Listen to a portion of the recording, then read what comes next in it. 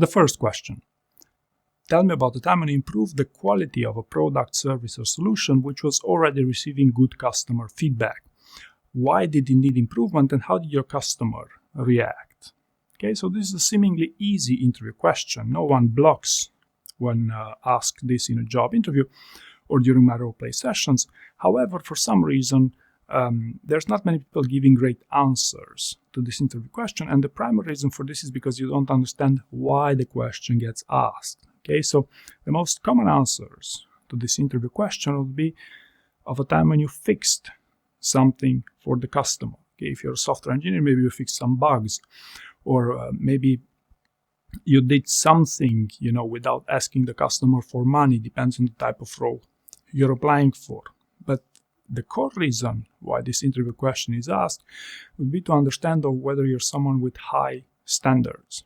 Okay, so a candidate with high standards would always answer this question with stories, something along when they looked around the corner for the customer, when they delighted the customer with their work. Okay, delighting a customer means different things for different types of roles. For example, if you're, a director of procurement, then delighting a customer might mean that you bring down cost or you solve something in half the time originally intended. So what I invite you to think about here is what is high quality in your role, and try to focus on that when answering these types of interview questions. The second type of interview question that is quite common to weed out many candidates would be something along the lines of what's the one project, program, or solution that you're the least proud of? Okay, so this question does get actually people stuck in job interviews. The one reason for this would be you cannot translate this to the actual interview question of tell me about the time when you failed. Some people do translate this to tell me about the time when you failed, but you still haven't prepared a failure story for the job interview, so it's block. Okay, but furthermore, in my experience, people who answer failure questions tend to talk about stories that will not sell themselves well for the purpose of job interviews. For example, you talk about some major failure that got you laid off from your previous role. Okay, it's impossible that you sell yourself well in a job interview using these types of stories. Or another very common way candidates shoot themselves in the foot would be to talk about a conflict that they cannot get over with. Okay, or a failure that it cannot get over with. Okay, so they feel like that's a very intense experience in their careers that they must exteriorize in a job interview. But unfortunately, you cannot sell yourself to your advantage on these things unless you can get over it.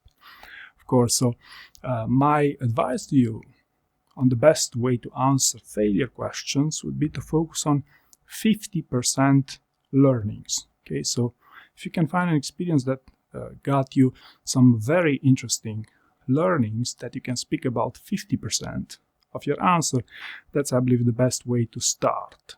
Okay, and the third interview question that weeds out a good number of candidates in job interviews even today, it's tell me about the time when you had a conflict inside your team. Okay, it's a very common interview question. Everyone prepares these questions for job interviews, yet still, there's some mistakes that people make while answering it.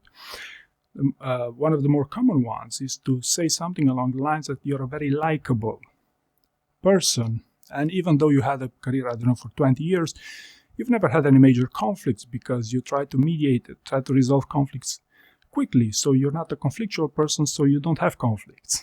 Okay, when any interviewer with a high-performing company will tell you that conflict is quite normal in high-performing teams, so you being a non-conflictual person will not play to your advantage. Okay, now there's also another trend on how people answer these interview questions around conflict would be not to speak about their own conflict, but about the time when they mediated a conflict between two other parties. Okay, which maybe for some types of roles, for a very niche type of role would make sense, but for most roles it makes no sense because it's not your conflict, right? So it doesn't answer the question.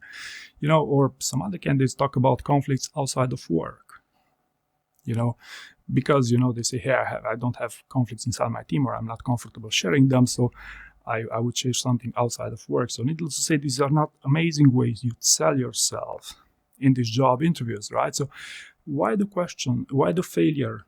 conflict questions get asked in job interviews?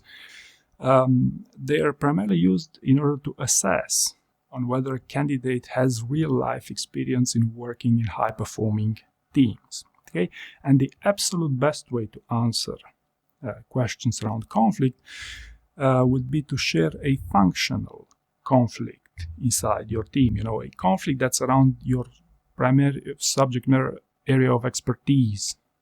Right? For example, a software engineer would share a story of when software didn't work or an algorithm was broken, and how you fixed it was, a data-driven approach, and then your great communication to diffuse that specific conflict. What you should bear in mind here is that regardless of how talented you are for a role, that will not predict how well you will handle conflict. Okay, in fact, I could even argue it's quite the opposite, right? So these questions around conflict are totally different from your functional expertise. Okay, so it's something you must take seriously again, and prepare functional stories around subject matter expertise when you used your area of expertise and your communication to diffuse them.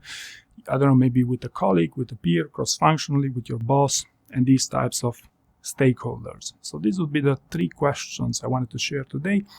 I hope you found them useful, and thank you very much for watching.